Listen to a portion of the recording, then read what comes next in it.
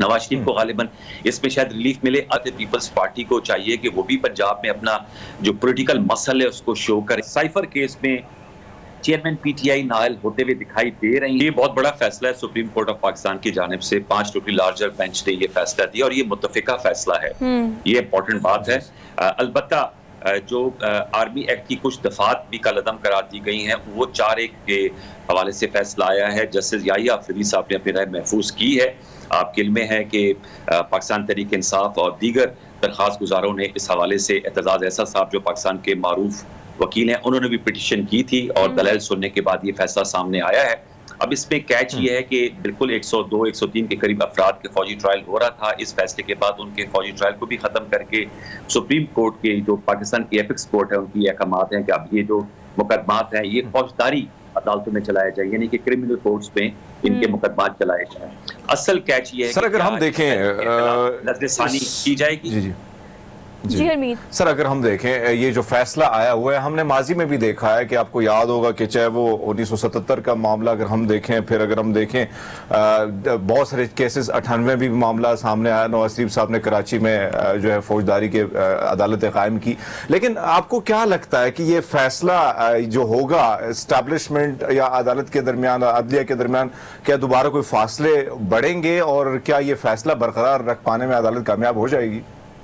हरमीत, ये जो आपने नुक्ता उठाया बड़ा अहम है। आपके इल्म में होगा कि जब ये 9 और 10 मई के वाकयात हुए उसके बाद बहुत आला सतही कोर कमांडर कॉन्फ्रेंस हुई थी जिसमें फॉर्मेशन कमांडर्स भी मौजूद थे GHQ में, और उसमें ये बात मुत्तफिका तौर पे वहां से सामने आई थी। According to ISPR press release के आर्मी की जानिब से कहा गया है कि इनके मुकदमात फौजी अदालतों में चलाए जाए। और उस वक्त की हुकूमत जो शहबाज शरीफ साहब की PDM गवर्नमेंट थी, उन्होंने इसको इंडोर्स किया और ये फिर मुकदमात जो फौजी अदालतों में शुरू हुए। तो लग तो ऐसे ही रहा है कि इस हवाले से नजरसानी की दरखास्त आएगी। ये 5 टोटली लार्जर बेंच है। सुप्रीम कोर्ट में ये रिव्यू की पिटीशन दायर की जा सकती है, फुल कोर्ट भी हो सकता है, या 5 टोकरी से बड़ा बेंच तश्कील दिया जा सकता है।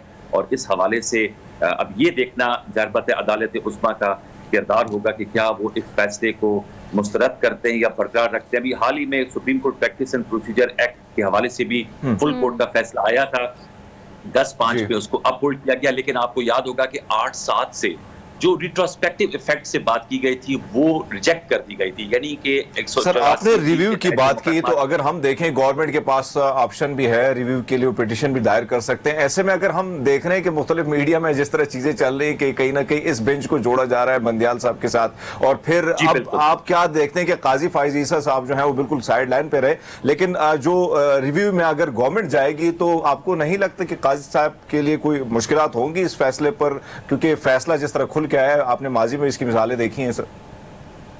बिल्कुल, आप कि जो आपने पहले नुक्ता उठाया था साबिक चीफ जस्टिस उमर अता बंदियाल साहब, तो ये जो 5 टुकड़ी बेंच है इसमें जस्टिस याहिया अफरीदी के अलावा जो 4 मौजूद ऑनरेबल जज साहिबान हैं, जाहिर बात है वो आपके इल्म में है कि पहले ये टर्म इस्तेलाह इस्तेमाल होती है हम ख्याल बेंच, तो ये बेंच उन पे ज्यादातर मेजॉरिटी ऑफ जजेस उसी बेंट ऑफ माइंड के हैं जो हमारे लिए बड़े ऑनरेबल हैं। हम किसी पे जजेस के कंडक्ट और पे या उनके डिसीजन पे तो बात कर सकते हैं, लेकिन उनके कंडक्ट पे एस्पर्शंस कास्ट नहीं कर सकते।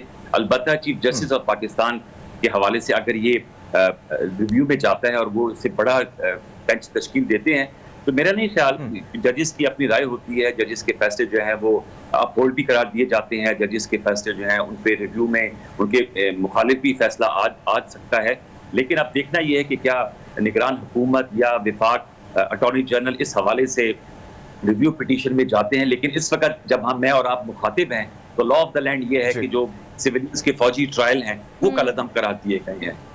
अच्छा, एक और चीज़ पर कमेंट कीजिएगा कि अगर हम अदालती इन्हीं फैसलों की बात करें तो आपको पता है कि इन तमाम तर फैसलों पे आज जो है एक और अहम फैसला आना है। मियां मोहम्मद नवाज शरीफ ने जो है वो इस्लामाबाद हाई कोर्ट और एहतसाब अदालत के रूबरू पेश होना है, और सारा सिनेरियो जो है इस पर अगर हम थोड़ा बैकएंड पे जाएं तो आपको पता है कि मरियम नवाज को या फिर जो कैप्टन है उनको ऑलरेडी रिलीफ मिला हुआ है। तो आप क्या समझते हैं कि नून लीग की तैयारी बिल्कुल पूरी है, या हो सकता है कि आज वो रिलीफ ना मिलने पर जेल चले जाए? कोई पॉसिबिलिटी आपको नजर आती है इस चीज़ की? बज़ाहिर तो इस पे बज़ाहिर तो प्री जज नहीं किया जा सकता कि अदालत क्या फैसला करेगी या क्या एक्ट लेगी, लेकिन नजर जो करीने कयास यही है कि नवाज शरीफ साहब पे नॉन कंप्लायंस की वजह से ये सजा जो है वो दे दी गई थी। आपने बिल्कुल सही कहा, एवनफील्ड केस में मरियम नवाज साहिबा और कैप्टन रिटायर्ड मोहम्मद सफदर साहब जो उनके शौहर हैं उनको रिलीफ मिल चुका है। तो उम्मीद तो यही है कि नवाज शरीफ साहब को जैसे अदालत ने कहा है कि 2:30 बजे के बाद वो समातें होंगी, तो शाखाना केस में भी उनकी पेशी है।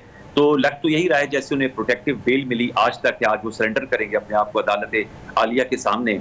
तो लग तो यही रहा है कि इन सारे फैसलों के बाद एक और चीज जो हमने देखी जी जी जी, जी, जो हमने देखी सर, जिस वीवीआईपी प्रोटोकॉल के साथ नवाज शरीफ साहब लैंड कर गए, फिर वहां पे हाई कमीशन ने जिस तरह उनको सी ऑफ किया, अब अगर हम देखें इसाक डार साहब को भी कल बरी कर दिया गया है सर। तो ऐसे में आपको लगता है कि क्यों अल अजीजा की अगर बात की जाए, एवन फीड की बात की जाए, इसमें 10 और 7 साल की सजाएं नवाज शरीफ साहब को दी गई हैं, तो ऐसे में भी आपको लगता है कि यहां से भी रिलीफ होगा सर? सजाएं मुअत्तल हो जाएगी। देखिए एवन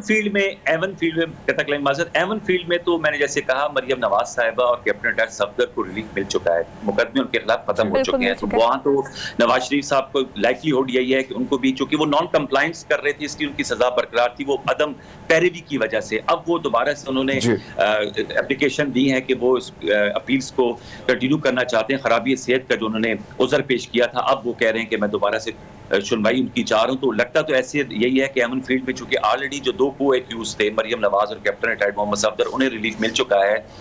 नवाज शरीफ को गालिबन इसमें शायद रिलीफ मिले। अल अजीजिया के हवाले से जाहिर बात है अब केस की प्रोसीडिंग्स है, लेकिन जो आपने प्रोटोकॉल की बात की वो आपकी बात से मैं बिल्कुल एग्री करता हूँ। नवाज शरीफ साहब की जिस तरह वापसी हुई, जिस तरह उनको प्रोटेक्टिव बेल आज तक की मिली, जैसे उनके बायोमेट्रिक्स हुए, फिर लाहौर में वो गए, 4 साल से पाकिस्तान नहीं आए थे, खराबी सेहत की वजह से 4 साल बाद पाकिस्तान आए। उससे पहले उनका जो स्टेटस था वो इस वक्त भी वो कॉन्विक्ट है एज वी स्पीक, मतलब के कानूनी जबान में वो कॉन्विक्ट है, एब्सकॉन्डर हैं। अब देखना ये है कि अदालत आलिया या जो एहतसाब अदालतें हैं अदालत की जानिब से, सॉरी फॉर द इंटरप्शन, लेकिन अदालत की जानिब से सारे फैसले जो आ रहे हैं वो तो ठीक है अपनी जगह, लेकिन एक फैसला आपको पता है कि इंतखाबात का भी हो गया है, होने वाला है, हो जाएगा। ये कुछ ऐसी चीज़ें जो कि बिल्कुल क्लियर नहीं है। एक प्रोग्राम इलेक्शन कमीशन की जानिब से जारी किया गया है, लेकिन ऑल दो कोई तारीख अभी तक हमारे पास नहीं है, किसी सियासी जमात के पास नहीं है। लेकिन बिलावल भुट्टो जो है इस सारी सूरत हाल पर कहते हैं कि तमाम जमातों के लिए लेवल प्लेइंग फील्ड होनी चाहिए। जो हमने जलसा जुलूस करते हुए नून लीग को देखा, जो मजमा और जम्मे गफीर उन्होंने इकट्ठा कर लिया, एक कन्वेंशन यहाँ पर नहीं हो पाती, पाकिस्तान पीपल्स पार्टी को इजाजत नहीं मिलती, बहुत सारे वेन्यूज को वो क्लियर नहीं होता। आप क्या समझते हैं कि जो उनका गिला है लेवल प्लेइंग फील्ड का, ये बजाय बिल्कुल ठीक है? देखें बिलावल भुट्टो, आज खुर्शीद शाह साहब की भी आपने बिलावल भुट्टो जरदारी साहब की बात की, पहले पीपल्स पार्टी को ले लेते हैं। जाहिर बात है पीपल्स पार्टी को चाहिए कि वो भी पंजाब में अपना जो पॉलिटिकल मसल है उसको शो करें। जहां तक कन्वेंशन की बात है वो पीटीआई पे हम आते हैं, लेकिन पाकिस्तान पीपल्स पार्टी का ये जो किला है ये मेरी इसकी समझ से बाला है कि मोहसिन नकवी साहब जो निगरान वजीर आला पंजाब हैं, उसमें पीपल्स पार्टी और नून लीग की तरफ से ये नाम दिया गया था इफ आई रिकॉल, और पीटीआई की जो उस वक्त की गवर्नमेंट थी उन्होंने एग्री किया था इस पे, बल्कि एग्री नहीं हुआ था इलेक्शन कमीशन की तरफ से, लेकिन नाम सजेस्टेड जो है पीएमएलएन और पीपल्स पार्टी की तरफ से आया था। तो मोहसिन नकवी साहब तो उसी तरह पीपल्स पार्टी और नून लीग के लिए काबिल कबूल होने चाहिए। As far as I know, Punjab Peoples Party के लिए एक मुश्किल हमेशा से टर्फ रही है। आपके इल्म में है कि 2018 के इलेक्शन में भी पीएमएलएन के हालात इतने मुवाफिक नहीं थे सियासी तौर पे, लेकिन उन्होंने सबसे ज्यादा नशिस्तें ली थी। उसके बाद पाकिस्तान तहरीक इंसाफ थी और पीपल्स पार्टी की 2 या 3 नशिस्तें थी कौमी सतह पे, और सूबाई सतह पे भी गालिबन 5 या 6 थी, और वो भी मखसूस पॉकेट्स हैं। तो पीपल्स पार्टी की तरफ से ये कहना कि लेवल प्लेइंग फील्ड पंजाब में नहीं मिल रही, तो ये थोड़ी समझ से बाला होनी चाहिए। वो भी बिलावल भुट्टो जरदारी साहब जैसे सिंध में जलसा कर लेते हैं, पंजाब में लाहौर में आके करें। पीटीआई की जहां तक ताल्लुक है, पीटीआई का ऑब्वियसली ये किला जो है वो उसमें कोई ना कोई सर आपको क्या लगता है कि कल हमने देखा कि फर्द जुर्म भी आयद की गई है खान साहब पे और शामिद कुरैशी साहब पे, तो क्या कहीं ना कहीं बड़ी अदालतों में कोई रिलीफ मिलने के आपको लगता है कि कोई इम्कानात हैं? देखिए इस वक्त जो ऑफिशियल सीक्रेट एक्ट के तहत अदालत है उसमें तो चेयरमैन पीटीआई और शामिद कुरैशी साहब पे फर्द जुर्म आयद हो गई है। अब वो मुकदमा चलेगा, उसको चैलेंज भी कर दिया है जो जेल ट्रायल हो रही है आज इस्लामाबाद हाई कोर्ट में चेयरमैन पीटीआई की वकाला ने। तो अब ये देखना है कि जो 9 मई के वाकयात हैं उस हवाले से, जैसे आपने सुप्रीम कोर्ट की जजमेंट की भी बात की, चेयरमैन पीटीआई की वकाला की टीम और प्रोसिक्यूशन की जानिब से जो मामला सामने आ रहे हैं, बिलखसूस आजम खान साहब की गवाही, मुझे तो साइफर केस में चेयरमैन पीटीआई नायल होते हुए दिखाई दे रही हैं। आगे चल के उनके पास राइट ऑफ अपील है, बिल्कुल जाहिर बात है ये तो स्पेशल कोर्ट है, उसमें हाई कोर्ट का फोरम भी है, सुप्रीम कोर्ट का भी है, वो कबल अज़्ज़त है कहना। लेकिन इस वक्त जो सूरत नजर आ रही है, उस्मान डार साहब बाहर आ रहे हैं, वो जो बयान दे रहे हैं 9 मई के हवाले से, सदाकत अब्बासी साहब जो बयान दे रहे हैं, फरूख हबीब साहब जो बयान दे रहे हैं, आजम खान साहब जो उनके प्रिंसिपल सेक्रेटरी का बयान सामने आया है, तो लग तो ऐसे मालूम हो रहा है कि साइफर के हवाले से जो चेयरमैन पीटीआई के खिलाफ केस है वो काफी तगड़ा है। अब इस में नतीजा क्या निकलता है, फैसला क्या आता है, उस हवाले से हम जज नहीं कर सकते। रिलीफ के 2 ऑप्शंस मौजूद है, लेकिन ये केस इस वक्त सबसे ज्यादा उनके सियासी मैदान में शिरकत, बिलखसूस इलेक्शन 2024 में जो ऐलान किया इलेक्शन कमीशन ने जनवरी में, तारीख नहीं थी, आखिरी हफ्ता दिया जनवरी का, उसमें जो इम्कानात हैं वो तो काफी मादूम दिखाई दे रहे हैं। ठीक है सैयद अनवर साहब, thank you so much for all views और कमेंट जो आपने दिए।